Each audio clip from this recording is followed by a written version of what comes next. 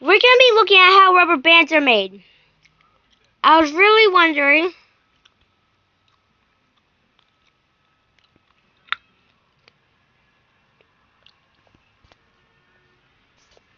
And now we're going to find out. Let's look.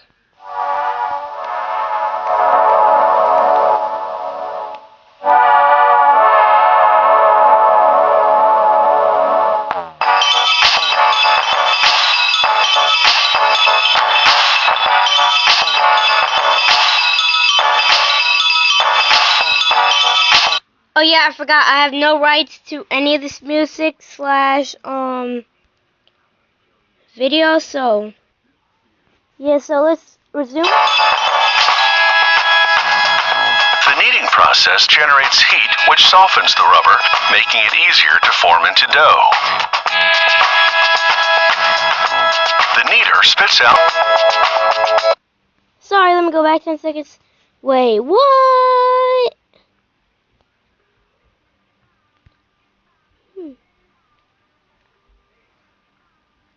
It easier to form into dough. The kneader spits out rubber dough chunks.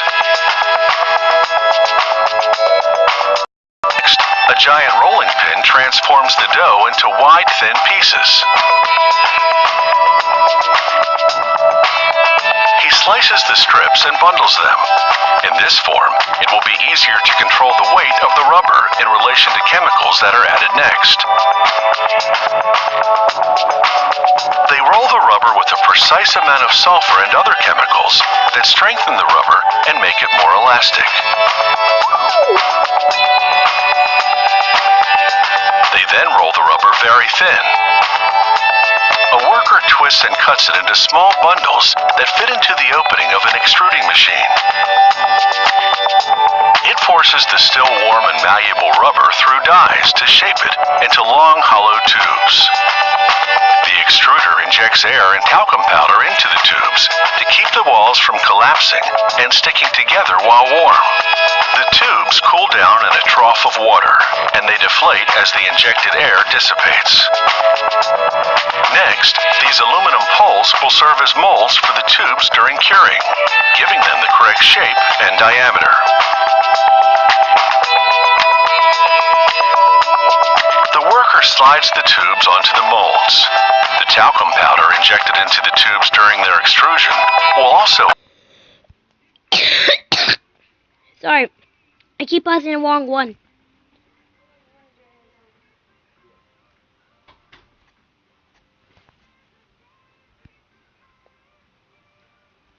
Okay,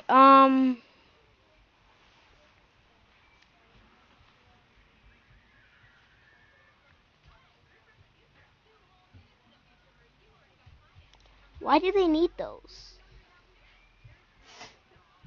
Who is you? I'm recording. Slides the tubes onto the molds.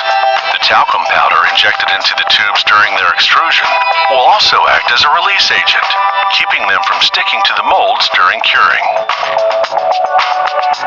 They load the tubes into a steam oven, and the intense Oh, he needs some milk. heat vulcanizes the rubber to boost its tensile strength and elasticity.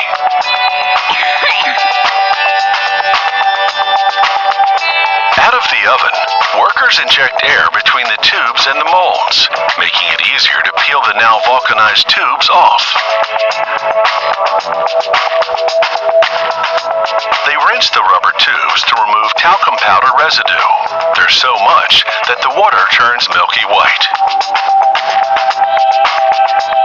They hang the rubber tubes to drain away some of the water. By the time they're ready to cut, they're a bit too dry, so a worker splashes water onto them. With the tubes moistened, the next operation will run more smoothly. He feeds several tubes at once to a rotating blade which carves them. This creates elastic bands that are exactly the same width. In this case, that's 1.5 millimeters, an average thickness for a rubber band. With this system, they can cut 500,000 rubber bands in an hour. It doesn't take long for the inventory to pile up.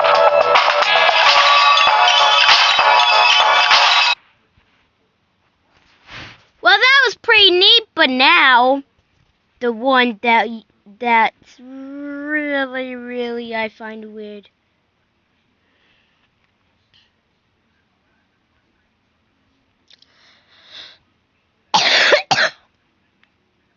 This was 6 years ago, so I just want to get out here, sell records, and make money. But am I gonna play nice? Hell no.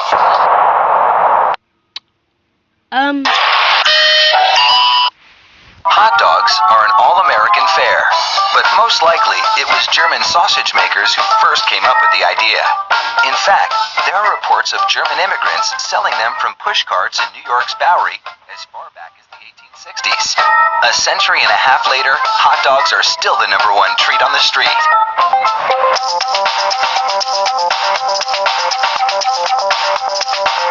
Traditional hot dogs are made from a mix of pork, beef, and chicken.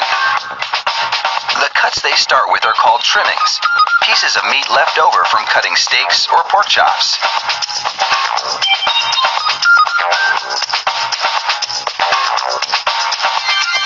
The trimmings are ground the same way butchers chop up hamburger meat, by pushing the cuts through grated metal plates.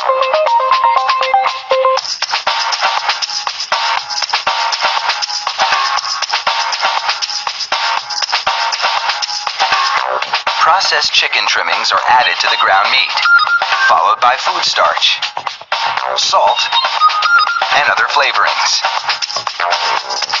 These flavorings vary depending on where the hot dogs are to be sold, because people in different regions have different tastes.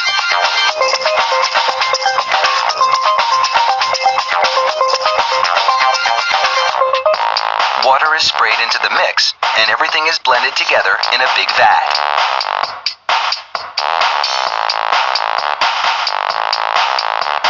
Corn syrup adds a dash of sweetness.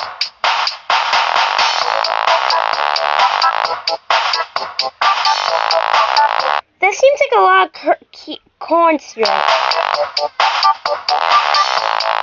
The addition of Sorry, RJ came to me. even more water helps to disperse the ingredients and make the hot dogs juicier. Another machine then purees the meat batter into a fine emulsion and People think this looks gross to me. vacuums out any air.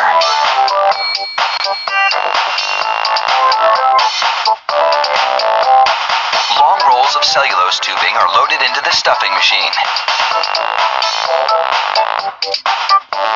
It pumps the meat puree into these casings, twisting it every 5 1/4 inches, the length of one hot dog. It takes just 35 seconds to make a chain of hot dogs that would span a soccer field twice.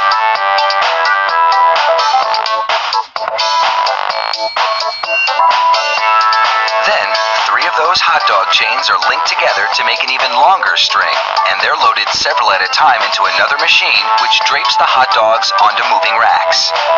The process is carefully timed so that a twist always lands on the bar.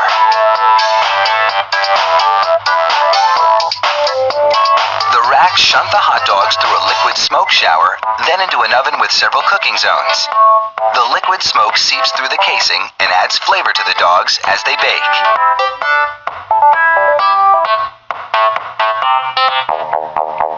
Hot out of the oven, these franks are drenched in cold, salty water to chill them in preparation for packaging.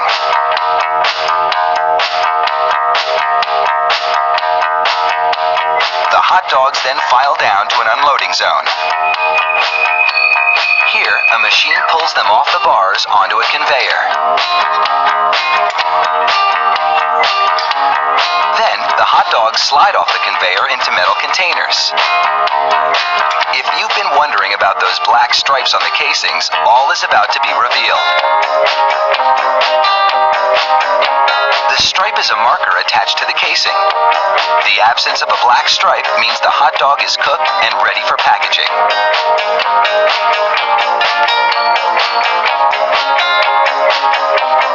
Inside the peeler machine, a tiny knife slits each casing along the top. Then, steamy air casings right off the dogs. This machine peels 700 hot dogs a minute.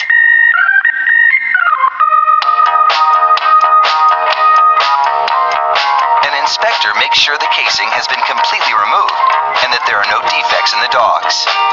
Then, it's into a device that looks like a plastic bicycle chain. The sprockets position the hot dogs for packaging. This factory manufactures an incredible 300,000 hot dogs an hour. That's close to 2.5 million per shift. They really do churn them out like sausages. Fire up the grill and a mouth-watering meal is just minutes away.